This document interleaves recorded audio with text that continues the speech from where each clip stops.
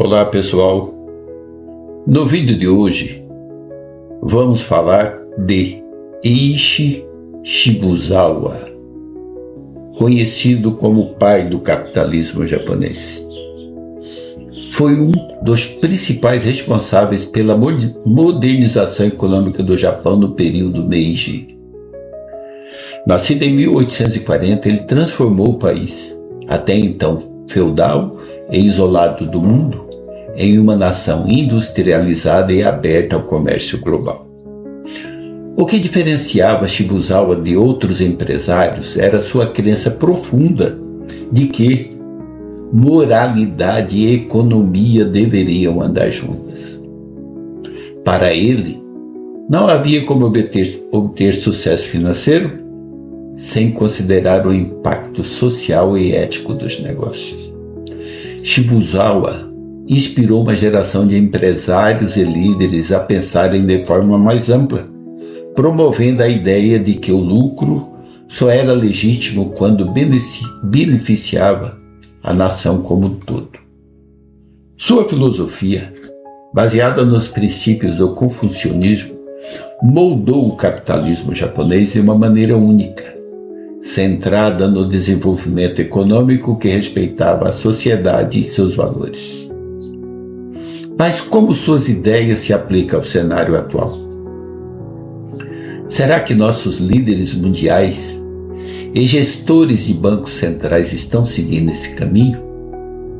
E mais importante, como essas questões impactam a vida de um brasileiro comum? Muito bem, vamos analisar isso. Qual o erro dos líderes atuais? Hoje vivemos em um mundo onde o lucro é, na maioria das vezes, visto como o único indicador de sucesso. Grandes corporações e líderes globais priorizam resultados financeiros de curto prazo, muitas vezes em detrimento do bem-estar social e da economia de longo prazo. E isso contrasta diretamente com a visão de Eiichi Shibusawa. Shibusawa acreditava que o desenvolvimento econômico só seria sustentável se os negócios beneficiassem a sociedade como um todo. Isso significa que o sucesso de uma empresa não deveria ser medido apenas pelos lucros de seus acionistas, mas, sim, pela forma como ela contribui para o bem-estar geral da população. No entanto, o que vemos hoje é uma desconexão entre as decisões econômicas e os efeitos que elas têm sobre as pessoas comuns. Essa desconexão é evidente nas ações de muitos líderes globais e gestores de bancos centrais. A política monetária adotada por muitos bancos centrais é um exemplo claro disso. Desde a crise financeira de 2008, a impressão de dinheiro e os estímulos econômicos têm sido a principal estratégia para evitar recessões. No curto prazo, essas medidas até ajudam a estabilizar a economia, mas a longo prazo criam bolhas financeiras, elevam a desigualdade e deixam os trabalhadores comuns para trás. Enquanto as elites financeiras se beneficiam com a valorização dos ativos e a especulação, o cidadão comum enfrenta dificuldades com o aumento do custo de vida. Bem, afinal, qual o impacto no cotidiano do brasileiro? Esses erros globais não estão distantes da realidade brasileira.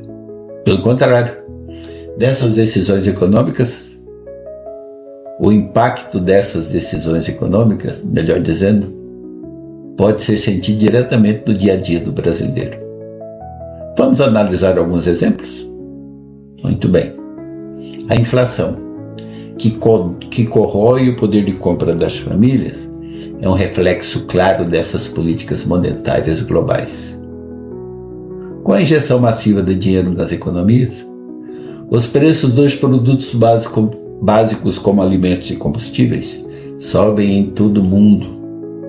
O brasileiro comum que já lida com salário limitado, sente esse aumento no supermercado, no posto de gasolina e nas contas de energia. O que antes era suficiente para cobrir as despesas mensais, hoje já não é mais. Muito bem. Outro ponto é a precarização do trabalho. A busca incessante por lucro leva muitas empresas a adotarem práticas que exploram os trabalhadores com baixos salários e poucas garantias de direitos. No Brasil, isso se reflete no crescimento do trabalho informal, sem carteira assinada, e nas plataformas e aplicativos que oferecem baixos pagamentos sem benefícios ou proteção. Assim como Shibusawa alertava que o capital humano era essencial para o progresso, os líderes atuais falham ao negligenciar o desenvolvimento das pessoas, resultando em uma força de trabalho cada vez mais precarizada. Além disso, o aumento dos juros como medida de contenção da inflação é uma estratégia que penaliza diretamente o cidadão. A alta nas taxas de juros dificulta o acesso ao crédito, torna os empréstimos mais caros e afeta desde a compra de um carro ou uma casa até o parcelamento de compras básicas. A classe média e os mais pobres são os que mais sofrem, enquanto os investidores continuam a lucrar com altos rendimentos de aplicações financeiras. Muito bem. E o que Shibusawa pode nos ensinar? Shibusawa acreditava que os negócios deveriam ter um propósito maior do que apenas gerar lucro para os acionistas. Para ele, a economia tinha que beneficiar toda a sociedade e não apenas uma elite. Se os líderes globais, mundiais e os gestores de bancos centrais adotassem essa visão mais equilibrada, talvez estivéssemos em uma situação melhor hoje. Bem, mas o que podemos fazer como indivíduos para nos precaver em meio a essa instabilidade econômica? Vamos lá? Educação financeira.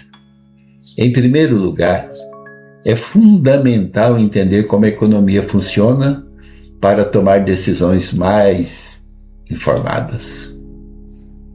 Controlar seus gastos, evitar dívidas com juros altos e procurar formas de investir de maneira consciente podem ajudar a proteger suas finanças em tempos de crise. O conhecimento é a melhor ferramenta para enfrentar períodos de incerteza. Diversificação de renda. Assim como as grandes empresas buscam diversificar suas fontes de renda, o brasileiro também pode se beneficiar disso. Procure formas de gerar renda extra, seja por meio de trabalho autônomo, pequenos investimentos ou mesmo desenvolvimento de novas habilidades. Pode ajudar a reduzir o impacto de crises econômicas no orçamento familiar. Investimento de longo prazo. Ao contrário da busca pelo lucro imediato, a visão de Shibusawa de pensar no futuro se aplica também às finanças pessoais. Ao invés de buscar retornos rápidos, é importante adotar uma mentalidade de investimento de longo prazo. Isso inclui poupança para aposentadoria, compra de imóveis ou mesmo os investimentos em educação e qualificação profissional. Cuidado com o consumo.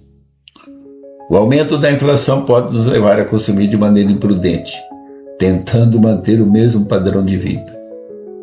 No entanto, é importante adaptar-se às novas realidades econômicas. Evite compras desnecessárias e priorizar o que realmente é essencial é uma forma de garantir que o orçamento não estoure em tempos difíceis. Atenção ao mercado de trabalho. Com a automação e a precarização do trabalho, é importante estar atento às mudanças no mercado. Buscar qualificação, se adaptar às novas tecnologias e se posicionar como profissional flexível e inovador pode ser a chave para manter a empregabilidade em um cenário econômico instável. Eiichi Shibusawa nos ensinou que moralidade e economia devem caminhar juntas.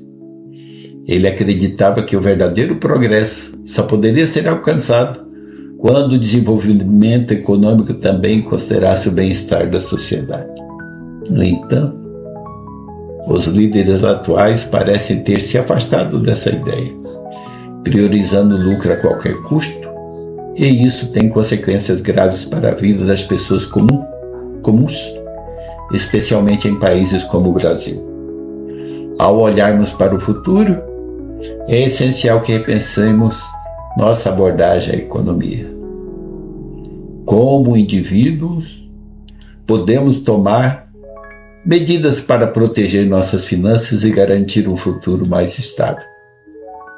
Mas é igualmente importante que pressionemos nossos líderes para que adotem políticas econômicas que beneficiem a todos e não apenas uma minoria privilegiada.